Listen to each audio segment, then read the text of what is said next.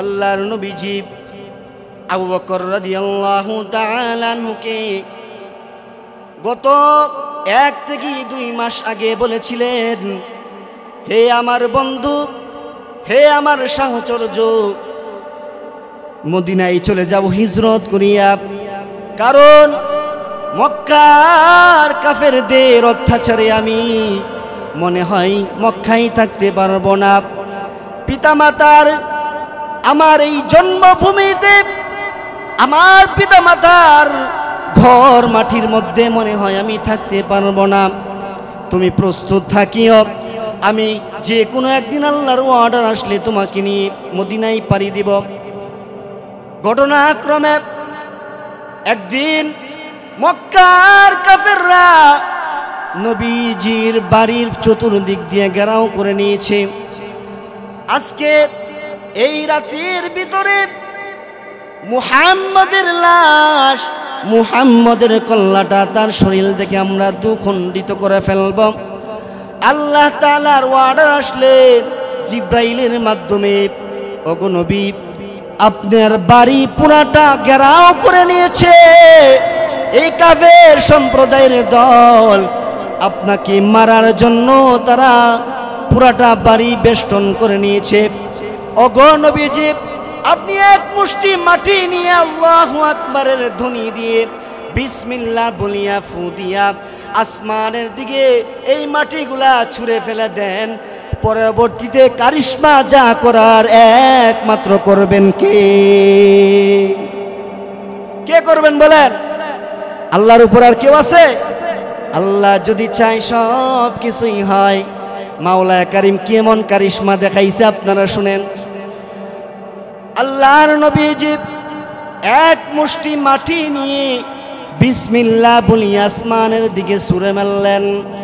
ছুঁড়ে মারতে দেরি হয়, প্রত্যেকটা বালু কণা যাইয়া যাইয়া ওই কাফেরদের চোখের মধ্যে আল্লাহ তাআলা ঢুকাইয়া দিয়েছেন।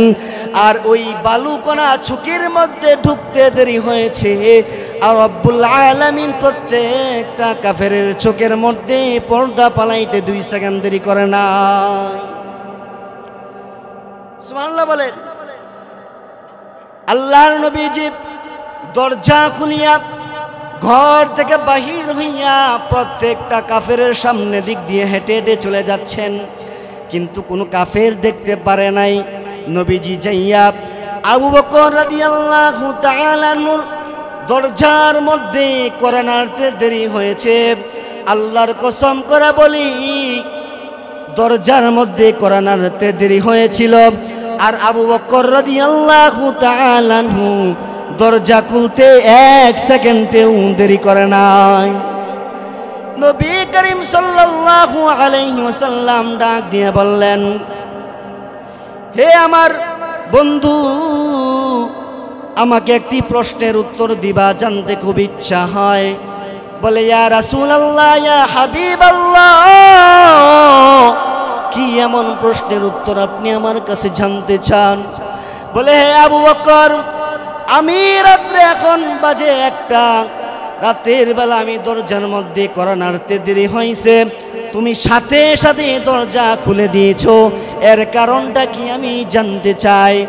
আবু বকর রাদিয়াল্লাহু তাআলা আনহু ডাক দিয়ে বললেন, ইয়া রাসূলুল্লাহ, ইয়া হাবিবাল্লাহ, গত 2 মাস আগে আপনি আমাকে বলেছিলেন যে আবু বকর, তুমি জাগ্রত থাকিও, যে কোনো সময় যে কোনো দিন তোমাকে নিয়ে মক্কা থেকে হিজরত করিয়া আমরা মদিনায় চলে যাব। কসম করে বলি, ইয়া রাসূলুল্লাহ, ইয়া হাবিবাল্লাহ, ঠিক সেই দিনের পর থেকে আমি আবু বকর এবং আমার মেয়ে আসমা রাদিয়াল্লাহু তাআলা আনহা কোনো একদিনও আমরা এক রাত্র আমরা ঘুমাই নাই, প্রত্যেকটা রাত্র আমরা জাগ্রত ছিলাম। সুবহানাল্লাহ বলে, জাগ্রত ছিলাম। আবু বকর রাদিয়াল্লাহু তাআলা আনহু রাসূল করিম সাল্লাল্লাহু আলাইহি ওয়াসাল্লাম 2 জন মিলে ঘোড়ার মধ্যে উঠে 2 জন হেরা গুহায় চলে গেলেন। হেরা গুহায় যাওয়ার পর ওখানেই তারা আশ্রয় নিয়েছিলেন 3 দিন পর্যন্ত। আশ্রয় নেওয়ার কালে যখন একদিন রাসূল আকরাম সাল্লাল্লাহু আলাইহি ওয়াসাল্লাম আবু বকরের পায়ের মধ্যে শুয়ে ঘুমাইয়া গেলেন। আবু বকরকে বললেন, হে আমার বন্ধু, আমি একটু ঘুমাইলাম, কারণ শরীরটা খুবই ক্লান্ত লাগতেছে, তুমি আমাকে নামাজের সময় জাগ্রত করে দিও। ওই হারা গুহার মধ্যে অনেকগুলা সাপের ছিদ্র ছিল। আবু বকর রাদিয়াল্লাহু তাআলা আনহুর পরনের মধ্যে যে কাপড়টা ছিল, ওই কাপড়টা ছিঁড়ে ছিঁড়ে প্রত্যেকটা ছিদ্রের ভিতরে ঢুকাইয়া দিয়েছে, প্রত্যেকটা ছিদ্রের ভিতরে ঢুকাইয়া দিয়েছে। এই কারণে মনে মনে চিন্তা করছে, যদি এই গর্তের ভিতরে সাপ থাকে তাহলে রাসূল করিম সাল্লাল্লাহু আলাইহি ওয়াসাল্লামকে ধ্বংসন করবে এবং আমাকেও ধ্বংসন করবে, চাই না ধ্বংসন করুক। এই জন্য আবু বকর রাদিয়াল্লাহু তাআলা আনহু তিনি প্রত্যেকটা ছিদ্রের ভিতরে কাপড়গুলো ঢুকাইয়া দিয়েছে। একটা ছিদ্র বাকি ছিল, একটা ছিদ্র পায়ের আঙ্গুল দিয়ে ওই ছিদ্রের ভিতরে আঙ্গুলটা ঢুকাইয়া দিয়েছেন। মনে মনে চিন্তা করলেন, প্রত্যেকটা ছিদ্রই আমি বন্ধ করে দিয়েছি, কাপড় ছিল, এই একটা ছিদ্র বন্ধ করার মতো আমার কাছে কোনো কাপড় নাই, আমি ওই ছিদ্রটা কিভাবে বন্ধ করব? ওই চিন্তা করিয়া আবু বকর রাদিয়াল্লাহু তাআলা আনহু তিনি ওই ছিদ্রের ভিতরে পায়ের বৃদ্ধ আঙ্গুল ঢুকাইয়া দিয়েছেন। আল্লাহর কি কুদরত! ওই গর্তের ভিতরে একটা বিষধর সাপ ছিল। বিষধর সাপ নবীকে দেখার জন্য ছটফট করতেছে গর্তের ভিতরে। ওই যে প্রত্যেকটা গর্তের ভিতরে কাপড় ঢুকাইয়া দিয়েছে, বিশ্বাস করবেন না, প্রত্যেকটা গর্ত ওই সাপে করে দিয়েছিল। কারণটা কি আমি একটু পরে বলতেছি। আল্লাহর নবীজির সাহাবী পায়ের মধ্যে ওই বিষধর সাপ যখন ধ্বংসন করে দিল, ওই বিষ যখন শরীরের মধ্যে ঢুকে গিয়েছে, বিষের কারণে শরীরটা ব্যথা শুরু হয়ে গিয়েছে। শরীরটা ব্যথা শুরু হয়ে যাওয়ার পর চোখ দিয়ে পানি নবীজির ওই গাল মুবারকের মধ্যে পড়ে গিয়েছিল।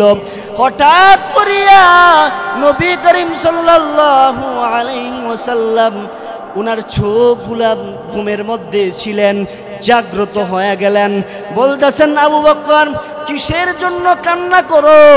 বলো, তোমার কিসের জন্য চোখের মধ্যে পানি চলে আসছে? হে আমার আবু বকর বলো। বলতেছেন, ইয়া রাসূলুল্লাহ, ইয়া হাবিবাল্লাহ, মনে হয় এই ছিদ্রর ভিতরে একটা বিষধর সাপ রয়েছে, আমাকে ধ্বংসন করে দিয়েছে, আমাকে কামড় দিয়েছে, যেই কারণে ওই বিষের কারণে আমার শরীরটা ব্যথা শুরু হয়ে গেছে।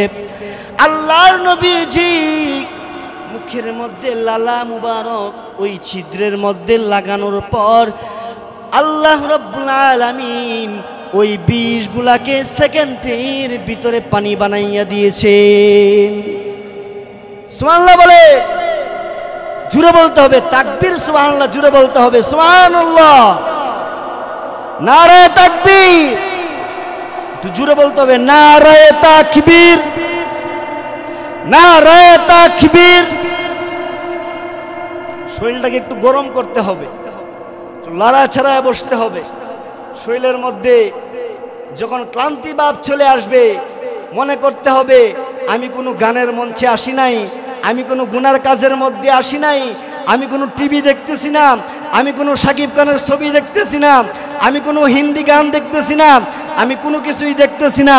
আমি এমন একটা জায়গায় এসেছি যে জায়গাটা একটা মজলিস, এমন একটা মজলিস যেখানে সওয়াব ছাড়া আর কোনো কিছুই নাই। সুবহানাল্লাহ বলে, আমরা এখানে এসে কি আমরা লাভবান না ক্ষতিগ্রস্ত? শেষ পর্যন্ত থাকবেন। আমরা ঢাকা থেকে বক্তা নিয়ে আসছি, আমরা তো গ্রামের মানুষ, ঢাকা থেকে আমরা হুজুর নিয়ে আসছি আব্দুল্লাহ আল কাউসারি সাহেব, অনেক সুন্দর আলোচনা করেন। উনি ঢাকা যাত্রাবাড়িতে এক মসজিদের খতিব, ওনার আলোচনা শেষ করবেন এবং দোয়ার মাধ্যমে আপনারা মোনাজাত করে পিতা মাতার জন্য দোয়া করে তারপরে বাড়িতে যাবেন ইনশাআল্লাহ বলেন। আল্লাহ যদি না চায় কেউ থাকতে পারবেন না ইনশাআল্লাহ।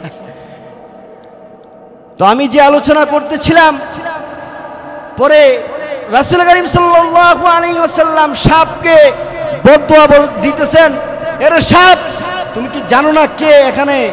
বলতেছেন সাপ। তখন রব্বুল আলামিনের কাছে দোয়া করলেন, হে আল্লাহ এই মুহূর্তে আপনি আমার জবান খুলে দেন।